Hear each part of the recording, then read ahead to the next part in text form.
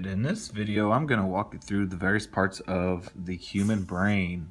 We have this model here, and I'm going to start basically looking at some of the kind of external structures. What we're looking at here is kind of a lateral view. Up on top where my hand is currently sitting would be the top of the brain. All of this kind of major stuff on the outside is part of the cerebrum. Now, cerebrum is the biggest part of the brain. There are two halves to it, hemispheres. You can see splitting those two hemispheres in half would be the longitudinal fissure. So this model actually pulls apart, and we'll be doing that in just a little bit. So that is the structure that divides the cerebrum in half. And then we have some other fissures and sulci that kind of divide the cerebrum into lobes. The lobes get their names for the bones that are going to overlie them. In front here we have the frontal lobe, one on each side, and then right around here is where we find the parietal lobe. Now, dividing those two lobes is this structure, what 6 is pointing to, which is the central sulcus.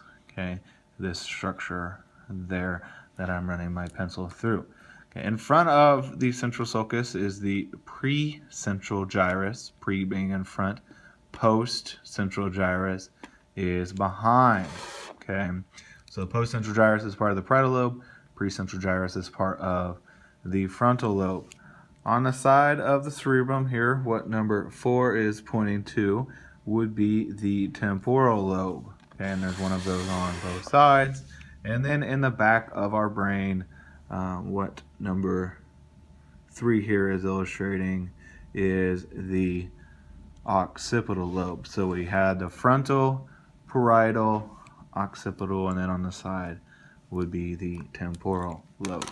Before we open this guy up, I want to kind of look at some structures that are visible on the bottom side of the brain. And if I start here at the anterior side of our cerebrum, we can see underneath on the inferior part of the brain are two kind of longer structures.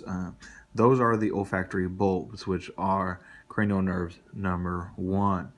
Directly in behind those, or posterior to those, are the remnants of the optic nerves, which form this kind of crisscross X to form what we call the optic chiasm. Chiasm meaning cross. Number 25 here, hanging down from the brain. You can kind of see it if I hold it up like this. Hanging down from the brain is the pituitary gland, which is an endocrine gland that produces hormones or releases hormones, okay, depending on if you're looking at the anterior pituitary or the posterior pituitary. The back side of the brain is where you'll find the two halves of the cerebellum. Cerebellum is going to have folds just like we saw with the cerebrum, just kind of a different style of folds. Connecting those two together is this bridge, which you can see just barely in here. We call that the vermis. Okay, what 35A is actually pointing to, I think the A is upside down. Okay, if we look at the brain kind of from the lateral view, we can see some of the structures of the brain stem. It's kind of better from over here where you can see the numbers, if I can hold on to my model. The first structure of the brainstem is going to be kind of in this region. What we're looking at here is the medulla oblongata. Okay. Above that, what we see with number 36 here is the pons, a very visible kind of anterior bulge. Okay, now I'm going to open up the brain here to identify the internal structures, and so I have stuff falling all over the place, so hold on. Alright, so what we're looking at here is a mid-sagittal view of the brain, and once again we'll start kind of down here at the bottom. Visibly here is the medulla, this nice anterior bulge is the pons. Then you have in behind one half of the cerebellum. And for the first time, we're able to identify the arbor vitae, which is this white structure that is translated as the tree of life. Okay. Now, in between the kind of brainstem and the pons and the medulla is the fourth ventricle. Okay. The fourth ventricle being what number or letter E is right here. Okay. Above that, you can see this kind of canal here. That is the cerebral aqueduct, or what we also call the aqueduct of the midbrain, because it separates 31 and 32, which are structures of the midbrain. Okay. So we have our next kind of brain regions, 31 and 32, which are the parts of the midbrain. Okay. Just above the midbrain, number 13, which you can see, and 23, which you can see. 13, it's not super important, but 23, on the other hand, is important. It is the pineal gland, or pineal body, as we sometimes call it, important hormone that releases melatonin, which helps us fall asleep. Okay. Above 23, you can see what number 26 is. 26 is what we call a choroid plexus of specifically the third ventricle, and this is where some of the cerebrospinal fluid comes from. Above the choroid plexus of the third ventricle, you can see this C-shaped structure, what number 10C, all that good stuff is. Just knowing it all together as the corpus callosum is what I would like for you to know. Now above that is kind of another C. If you kind of follow my pencil here, you can see definitely this sulcus that kind of helps to form it. It doesn't have a number, but we call that the cingulate gyrus. Okay. Now kind of moving back down into this region, we would call that the mesencephalon, where you're going to find some of the structures of the thalamus, hypothalamus, and the epithalamus. Okay. Sorry, I said mesencephalon. That is not correct.